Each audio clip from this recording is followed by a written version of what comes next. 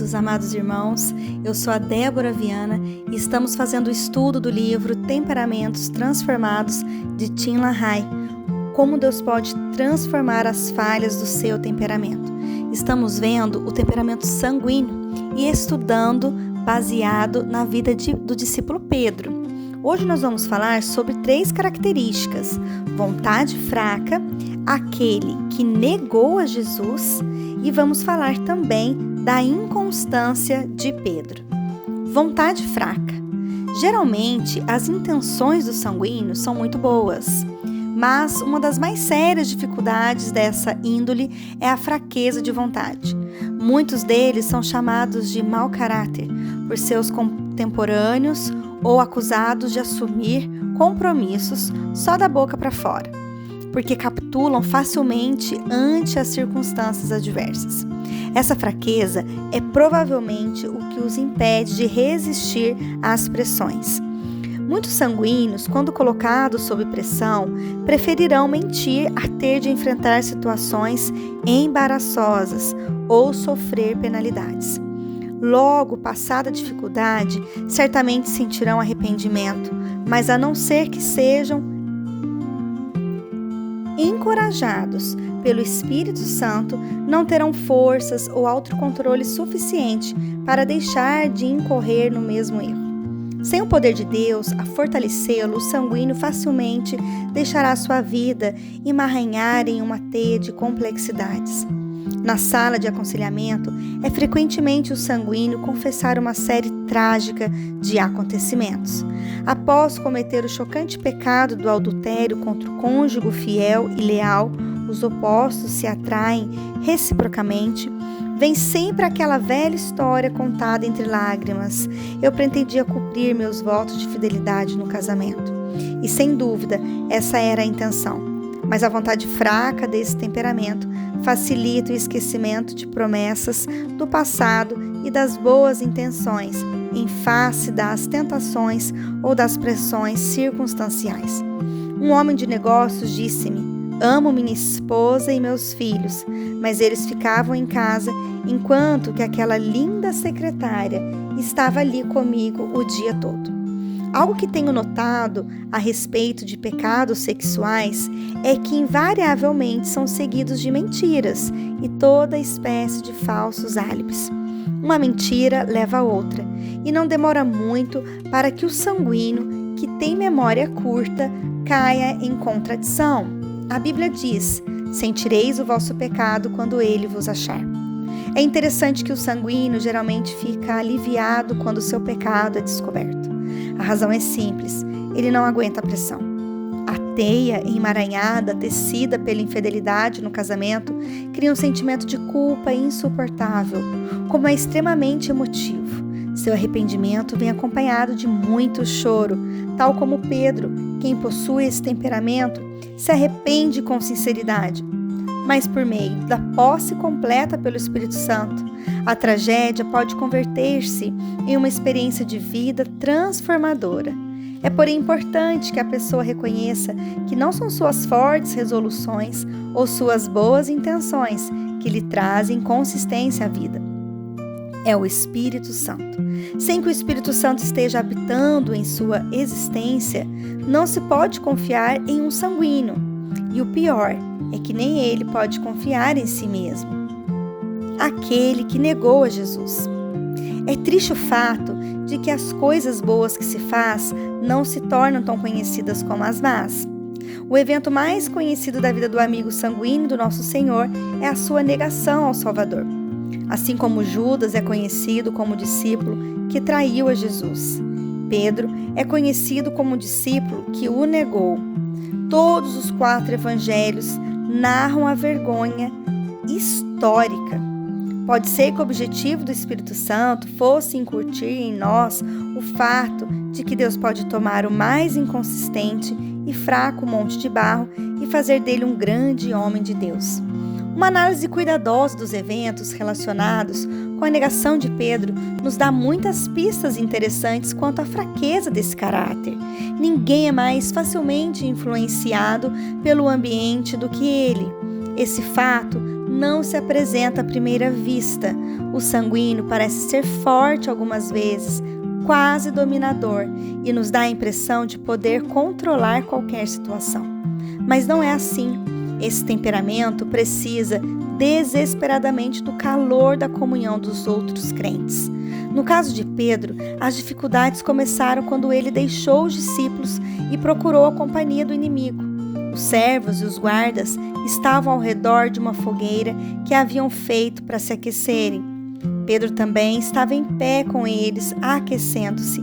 João 18:18. É sempre perigoso para o cristão aquecer suas mãos no fogo do inimigo, sobretudo se for um sanguíneo.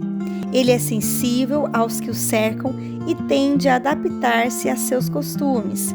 Em vez de destacar-se no grupo, os sanguíneos podem agir de um modo com um grupo de amigos e de forma completamente diferente com outro.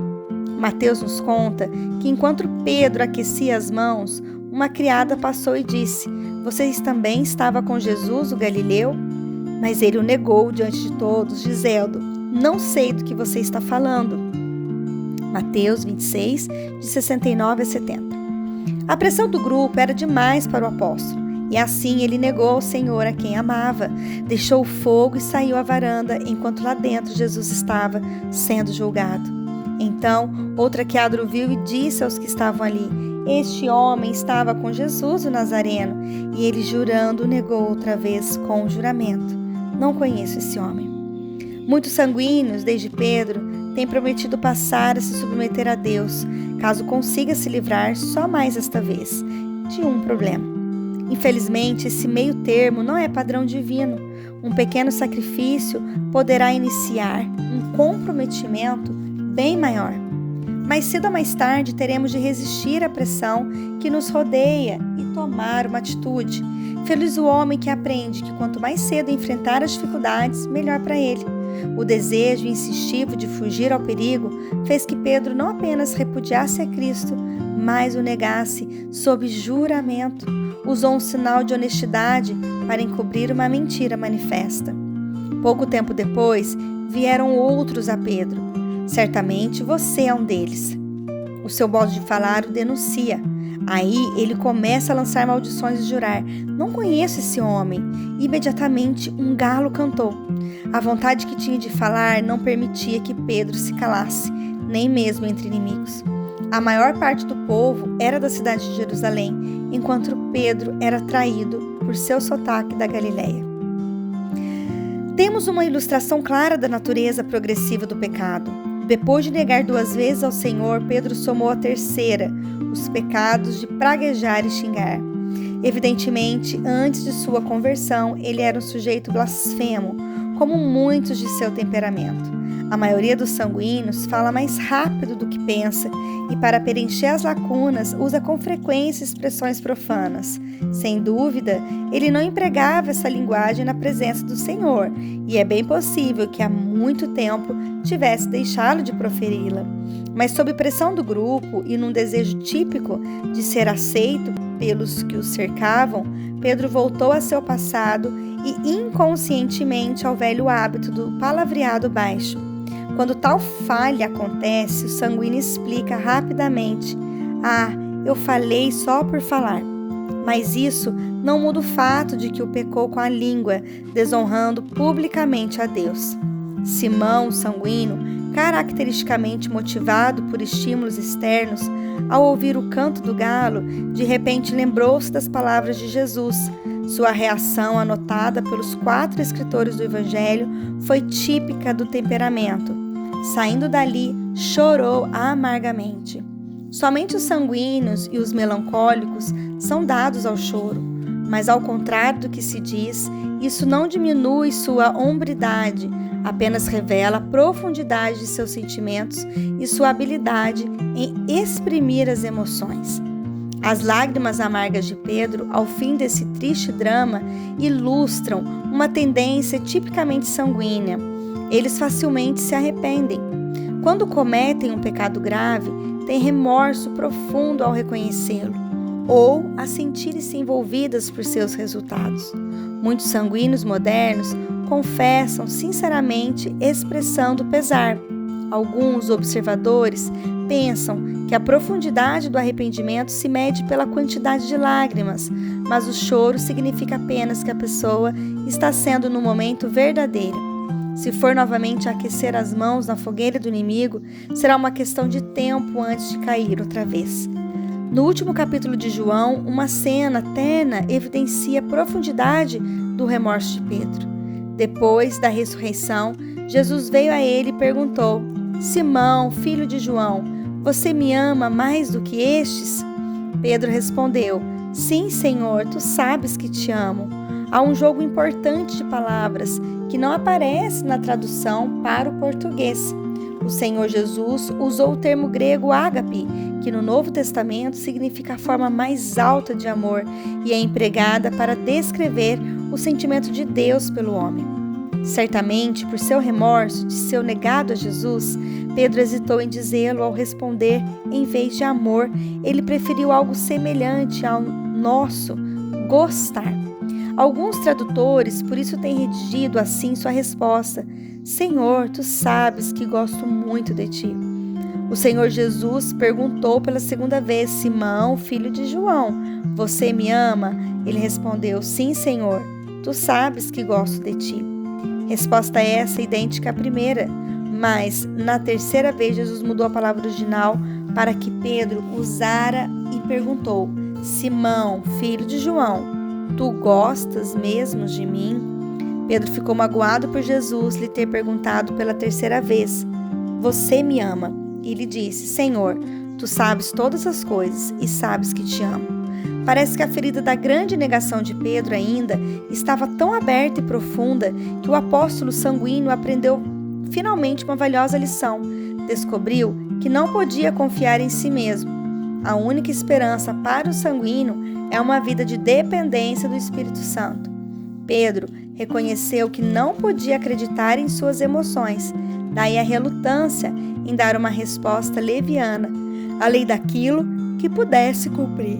Em vez disso, ele agora queria provar seu amor por meio de seus atos. Essa decisão revolucionaria em sua vida, parece caracterizá-lo dali por diante.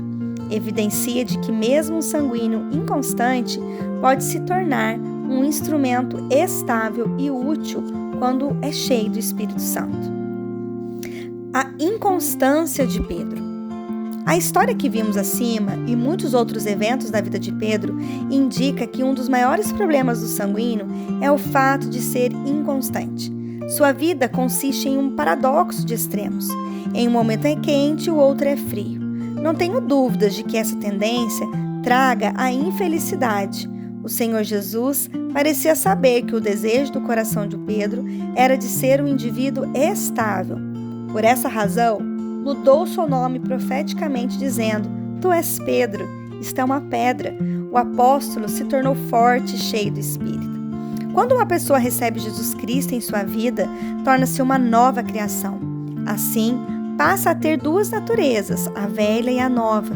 Os dois nomes de Pedro são típicos das suas fases de cada crente. Simão representa a antiga qualidade sanguínea, enquanto Pedro denota o renovado caráter perto do homem estável e constante que o Espírito de Deus moldou do templo sanguíneo de barro. Porém, como vemos na vida do apóstolo, essa transformação não foi imediata, é questão de crescimento. João diz no 2º capítulo de sua primeira epístola: Jovens, eu lhe escrevi porque vocês são fortes e vocês venceram o maligno. Cristãos imaturos não vencem a antiga natureza. Somente ao amadurecer em Cristo e ser controlado por seu Espírito é que o novo homem controla o velho. Essa mudança é mais evidente na índole do sanguíneo do que nas outras. A razão é simples: tudo o que o sanguíneo fizer, de bom ou de mal, se evidencia. Os outros temperamentos, menos voláteis, são também menos notáveis. Às vezes, uma conduta inadequada não é reconhecida como tal por não ser extremista. Deus, porém, vê o coração. A mudança do nome de Pedro, feita pelo Mestre transformador dos homens, é excelente exemplo daquilo que ele quer fazer por todo ser humano. O homem controlado pelo Espírito não deixará jamais de ser ele mesmo. Veremos que a mudança na vida de Pedro não eliminou sua personalidade, e sim a modificou. Depois da plenitude do Espírito, Simão, o sanguíneo, não mais demonstra falta de domínio próprio. Pelo contrário, Pedro passa a ser comedido em seus atos. As características, dinamismo, amabilidade e magnetismo de Pedro continuam evidentes, mas os defeitos são modificados pelas forças das boas qualidades, e Deus é glorificado nessa transformação.